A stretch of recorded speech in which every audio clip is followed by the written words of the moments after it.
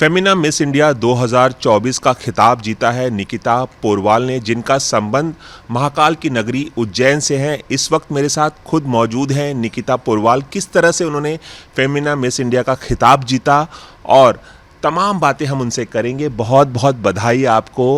उज्जैन से शायद आप पहली ब्यूटी क्वीन है जिन्होंने ये खिताब हासिल किया है और बहुत प्राउड मोमेंट है आपके लिए। मैं जानना चाहूँगा कि किस तरह से ये खिताब आपने जीता, कितनी मशक्क़त की और पहला थॉट क्या था जब आपका नाम अनाउंस किया गया कि निकिता पोरवाल इस बार के फेमिना मिस इंडिया है।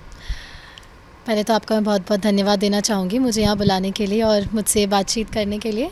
दूसरा, जब मेरा नाम अनाउंस हुआ फेमिना मिस इंडिया मंच पे, मेरा नाम अनाउंस नहीं हुआ था। सबसे पहले मध्य प्रदेश अनाउंस हुआ था, जो शायद मैं काफ़ी टाइम से सुनना चाह रही थी और मैं काफ़ी टाइम से मैनिफेस्ट भी कर रही थी कि मध्य प्रदेश मध्य प्रदेश मध्य प्रदेश, बिकॉज मध्य प्रदेश काफ़ी टाइम से 60 सालों में एक बार भी मध्य प्रदेश को कोई टॉप पोजीशन नहीं मिली थी और उज्जैन से कोई भी ब्यूटी क्वीन, जैसा आपने कहा, आज तक फेमिना मिस इंडिया में नहीं थी। तो मेरे लिए और मेरी सिटी के लिए और मेरे स्टेट के लिए बहुत ही गर्व की बात होती अगर हम मिस इंडिया जीतते। तो मेरा हमेशा से ही था कि मध्य प्रदेश का नाम पहले आगे होना चाहिए और जब वो हुआ तो मेरे मन में एक ही भाव था, वो था आभार का, मेरे पूरे शहर के लिए, मेरे पूरे राज्य के लिए और उस दिन बैठे मेरे पूरे इंडिया के लिए जिन्होंने मुझे सपोर्ट किया था। इस तरह से अनाउंस किया गया कि मध्य प्रदेश से निकिता पोरवाल, मध्य प्रदेश की Femina miss India world 2024 is Madhya Pradesh Nikita Porwal. It was kind of that. तो मैं जानना चाहूँगा कितनी मशक्क़त आपको करनी पड़ी इसके लिए, और ये ख्वाब आपने कब देखा था कि आपको मिस इंडिया बनना है? कुछ लोग बचपन से ही मैनिफेस्ट कर रहे होते हैं, वो इच्छा रखते हैं और उसके लिए कोशिश करते हैं। फैमिली का सपोर्ट कुछ लोगों को मिलता है, कुछ लोगों को नहीं मिलता है। आपने ये कब मैनिफेस्ट किया था कि आपको मिस इंडिया में बहुत रुचि है और एक दिन ये खिताब हासिल करना है? मैनिफेस्ट तो मैं नहीं कहूँगी क्योंकि बहुत छोटी थी जब मेरे दिमाग में बात आई कि मुझे मिस इंडिया बनना है। मैंने बड़े होकर, जब मेरा कॉलेज ख़त्म हुआ, मैं नाटकों से जुड़ी हुई थी, मैं रंगमंच से जुड़ी थी, मैंने अपना ग्रेजुएशन ख़त्म किया था और मैं मुंबई आने की तैयारी कर रही थी। तब मुझे लगा कि एक बार अपने करियर में अपनी कहानी शुरू करने से पहले एक बार मिस इंडिया को चांस देना चाहिए, जो बचपन से एक मन में था कहीं ना कहीं। क्योंकि मुझे लगता है कि एक्टिंग में या किसी भी और फील्ड में जो मैं कर रही थी उसमें मैं किसी और किरदार की कहानी कह रही थी, कभी खुद की कहानी कह रही थी, लेकिन मिस इंडिया के प्लेटफॉर्म से मुझे अपने देश की कहानी कहने का मौका मिलता। तो इसीलिए मिस इंडिया मेरे दिमाग में आया और मैंने इस बार पहली बार अप्लाई किया और मेरा यहाँ पे हो गया। तो कितने साल की थी जब पहली बार आपने सोचा कि मिस इंडिया बनना चाहिए और फिर उसके बाद आप भूल के पढ़ाई करने लगी? कितने साल की थी तब? मैं 6 या 7 साल की थी। मैं स्कूल में थी एक्चुअली, और स्कूल में जैसे फैंसी ड्रेस कॉम्पिटिशन्स होते हैं तो वही हुआ करते थे। सारी लड़कियां, मेरी जो फ्रेंड्स थी, झांसी की रानी बनती थी या सब्ज़ी बेचने वाली या फिर आलू मूली गाजर सब बनती थी। मुझे मेरी मम्मी मिस इंडिया बना के भेजा करती थी उस टाइम पे, जब मुझे पता भी नहीं था कि मिस इंडिया होना होता क्या है। पर वहाँ जाके जो स्टेज पे मुझे फ़ील होता था, मुझे बस उससे इतना पता चलता था कि मुझे मिस इंडिया बनना है। मुझे नहीं पता कि क्या होता है, मुझे बस वो क्राउन पहन के मिस इंडिया बनना है। वो छोटी सी निकिता को ये लगता था, लेकिन धीरे धीरे जैसे लाइफ बढ़ती गई, एक्सपीरियंसेस मिलते गए, मुझे लगने लगा कि देश को रिप्रेजेंट करने का इससे बेहतर एक ऑप्शन नहीं होगा मेरे पास, इसीलिए मैं मिस इंडिया के मंच पर आई। तो आपने टीवी पे कई ऐसी जो ब्यूटी क्वीन्स हैं उन्हें देखा होगा, उनके सिर पर ताज लगाते हुए देखा होगा। कौन आपके फेवरेट रहे हैं? किससे आप बहुत इंस्पायर्ड रही हैं जिसने आपको प्रेरित किया कि आप भी इस मंच पर आएँ और ये मकाम हासिल करें? वैसे तो जितने भी हमारे यहाँ आज तक के मिस इंडिया विनर्स रहे हैं, जो मिस वर्ल्ड तक भी गए हैं, जिन्होंने वहाँ पे भी इंडिया की ख्याति बढ़ा कर रखी, सभी काफ़ी इंस्पिरेशनल लोग रहे हैं। आप सुष्मिता सेन जी की बात कर लें, ऐश्वर्या राय बच्चन जी की बात कर लें, दिया मिर्ज़ा जी की बात कर लें, सभी काफ़ी ज़्यादा इंस्पिरेशनल रहे हैं। बट मुझे इन सब में से सबसे ज़्यादा ऐश्वर्या राय बच्चन मैम से इंस्पिरेशन मिलती है। मुझे उनको देख के हमेशा लगता है कि सिर्फ खूबसूरत होना से आपका लाइफ का पर्पस ख़त्म नहीं हो जाता है, पर्पस फुलफ़िल नहीं हो जाता है। आपको उसके अलावा भी खूबसूरती तो एक टाइम के बाद ढल जाएगी, लेकिन जो आप करते हैं, आप जो लोगों के साथ, आपका जैसा व्यवहार है, आपका जो देश के प्रति व्यवहार है, आपका जो कंडक्ट है खुद को लेके, वो बहुत मैटर करता है। और उन्होंने जैसे हमारे देश को इंटरनेशनल प्लेटफॉर्म्स पर दर्शाया है, ना सिर्फ खूबसूरती की वो एक मिसाल बनी, बाकी दिमाग, नारी शक्ति, सभी का उन्होंने बहुत अच्छा एक उदाहरण दिया है। तो मुझे ऐश्वर्या राय मैम से काफ़ी ज़्यादा इंस्पिरेशन मिलती है और मैं उम्मीद करती हूँ कि वो किसी दिन मुझसे मिले और हम हमारी ढेर सारी चर्चा हो इस जर्नी के बारे में, क्योंकि वो भी फेमिना मिस इंडिया रह चुकी हैं। 1994 में उन्होंने, ऐश्वर्या राय ने मिस वर्ल्ड का खिताब जीता था और आपकी जो पैदाइश है वो 2001 की है। 7 साल बाद आप वो खिताब जो उन्होंने हासिल किया उसके 7 साल बाद आप बॉर्न हुई थी। तो मिस वर्ल्ड का खिताब जीतने का ख्वाब भी है आपका ऐश्वर्या राय की तरह?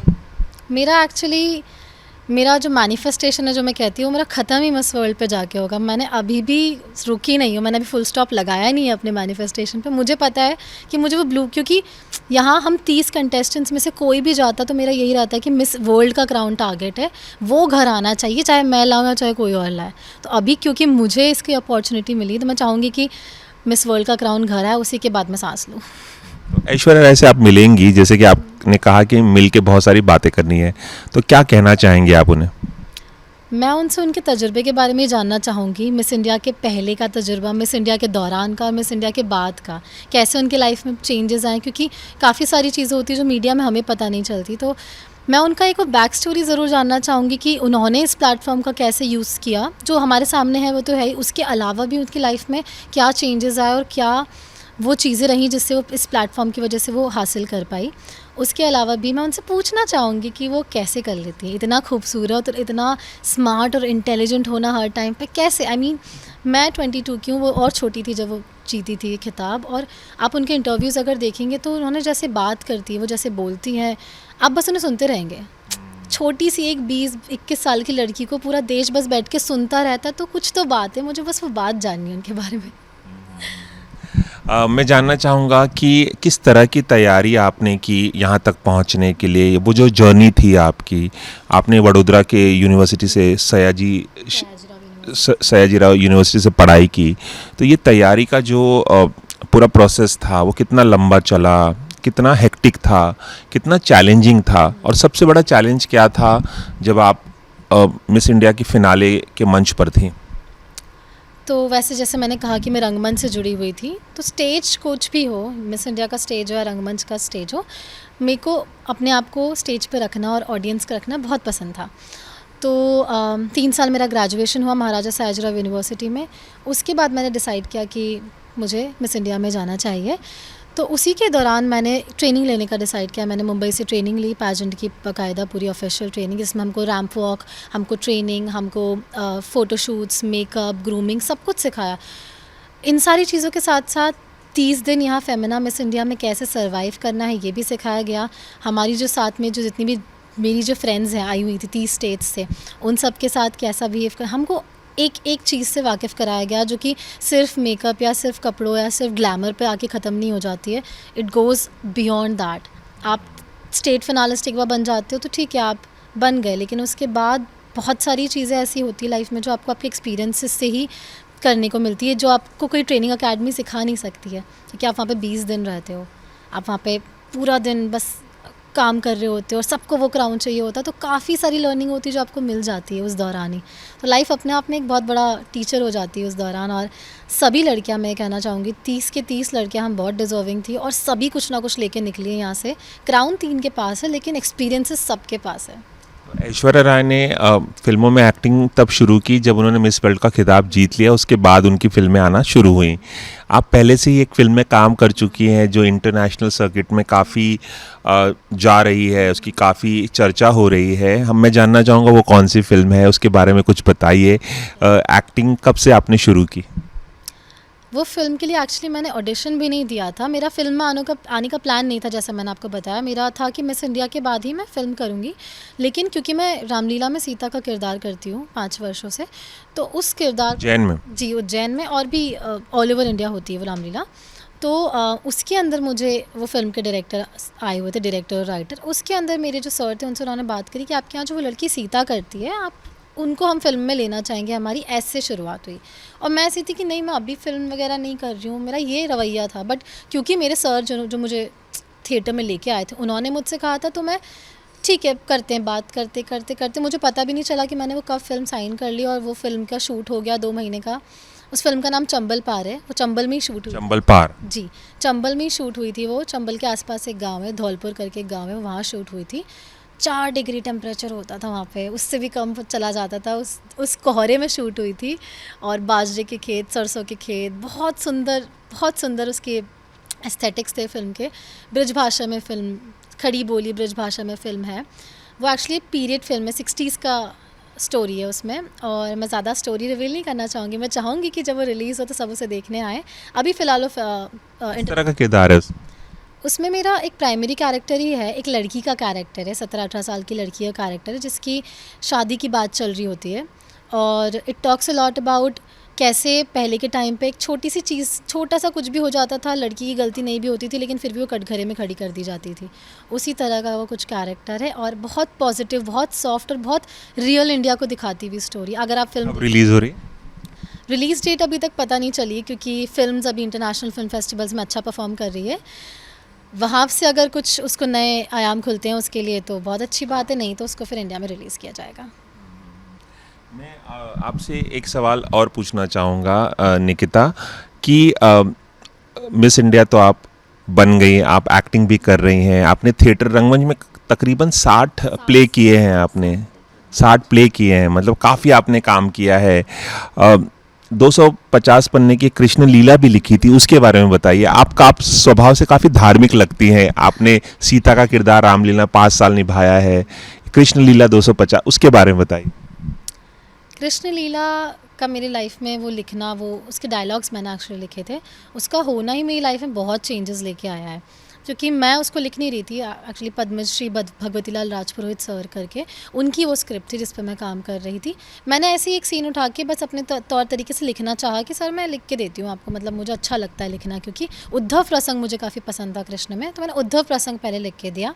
मैंने जब अपने मेंटोर्स को दिया कि मैंने सर कुछ लिखा है तो उन्हें काफ़ी पसंद आया, वो लोग रो दिए वो सीन पढ़ के, बिकॉज वो बहुत मार्मिक सीन है उद्धव प्रसंग। तो वहाँ से मुझे लगा कि मैं बहुत कनेक्ट हो गई थी उस एक सीन को लिख के। मैंने कहा सर मैं पूरा डायलॉग्स लिखना चाहूँगी इस पूरी कृष्ण लीला के।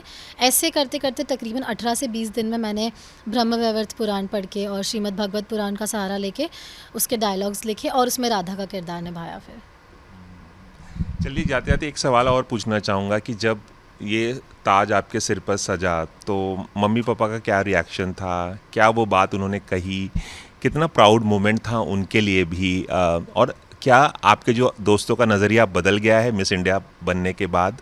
क्योंकि नज़रिया बदल जाता है लोगों का, देखने का नज़रिया, बर्ताव भी बदल जाता है लोगों का जब आप सफलता हासिल करते, तो क्या बदलाव आया है और फैमिली का क्या रिएक्शन? मुझे लगता है जिनका बर्ताव या नज़रिया बदल जाए वो दोस्त नहीं होते हैं, वो आपकी दुनिया होती है। फिर वो तो बदला है, दुनिया का रवैया बदला है, लेकिन उज्जैन के लोग बड़े सीधे सिंपल लोग हैं। तो जब मैं कुछ नहीं भी थी ना तब भी उनको पता था कि ये बहुत आगे जाएगी, बिकॉज़ उनको मुझे पोटेंशियल दिखता था। बड़े साफ दिल के लोग होते हैं जिनको ना ऐसे दिख जाता है, उनको एनर्जीज़ पता चलती है, उनको लॉजिक नहीं पता होता। आप उनसे पूछेंगे क्यों, क्या, उन्हें नहीं पता होगा, उन्हें बस इतना पता होगा कि नहीं ये लड़की बड़ी आगे जाएगी। ऐसा उनका रवैया था मेरे टुवर्ड्स। और जब मैं जीती तो सब दिल से खुश हुए, क्योंकि ना सिर्फ मेरे मम्मी पापा, ना सिर्फ मेरे आसपास की सोसाइटी, मेरे फ्रेंड्स, मेरा सर्कल, जो लोग मुझे नहीं भी जानते थे ना, मुझे पता था वो मेरे लिए दुआएं कर रहे थे। तो आज जब मैं जीती ना तो मेरे पापा के पास काफ़ी लोगों के कॉल्स आते हैं कि भैया हमने भी ना उसको वोट किया था, उसमें कुछ कॉन्टेस्ट था, हमने भी उसको वोट किया था, तो हमें तो ऐसा लग रहा है कि हमारी वजह से जीती है। सबको ऐसा लगता है कि उनकी वजह से मैं जीती हूँ, तो सबकी, मेरी विक्ट्री सबकी विक्ट्री हो गई है उज्जैन में।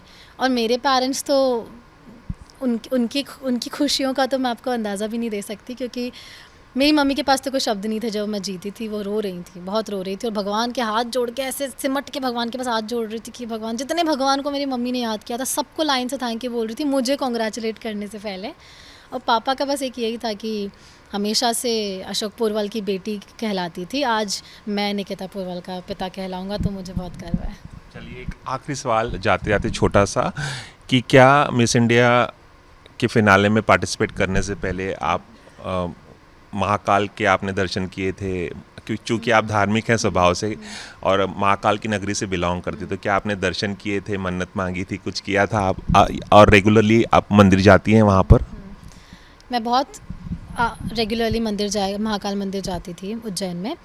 और मिस इंडिया में आने से पहले भी मैं बाबा के पास गई थी। मैंने उनसे मांगा नहीं, क्योंकि मुझे ऐसा लगता है मैं मांगूंगी तो दे दोगे, लेकिन आपने जो प्लान किया ना, मुझे वो देखना है मेरे लिए। मैं मिस इंडिया में जा रही हूँ, आपका प्लान देखने के लिए जा रही हूँ। क्या पता मैं आपसे 1000 मांगने वाली थी और आप मुझे 2 लाख रुपए देने वाले थे, तो मैं 1000 मांगूंगी तो आप मुझे 1000 दे दोगे ना। तो मैंने मांगा नहीं भगवान से। मेरी मम्मी वगैरह ने बहुत मांगा, आप हालांकि गई थी? पर मैं गई थी। मैं अभी भी जाऊंगी। मेरा पहला काम यही रहेगा, उज्जैन जाके महाकाल जाना है, हरसिद्धि माता जाना है, और वो सारे मंदिर जाना है जो मेरे लिए एक स्ट्रेंथ के रूप में थे जब मैं बहुत गिव अप करने के मोड पे थी अपनी लाइफ में। तो महाकाल की बेटी हूँ, आगे भी जाऊँगी। चलिए, से खास बातचीत करने के लिए बहुत बहुत शुक्रिया आपका, और आपकी जो ख्वाहिश है कि अगला खिताब जो है मिस वर्ल्ड का ऐश्वर्या राय की तरह आप जीत पाएँ, वो सपना भी आपका साकार हो, और ऐश्वर्या राय से जो मिलने की जो तमन्ना है आपकी, जो एक भूख है कि मिलना है उनसे और बहुत सारी बातचीत करनी है, वो ख्वाहिश भी पूरी हो। बहुत बहुत शुभकामनाएं आगे के सफ़र के लिए। धन्यवाद, आपका बहुत बहुत धन्यवाद। कैमरामैन प्रकाश पाटिल के साथ Ravi Jain, ABP news, Mumbai. For exclusive and insightful videos, subscribe to our new channel ABP Live Premium.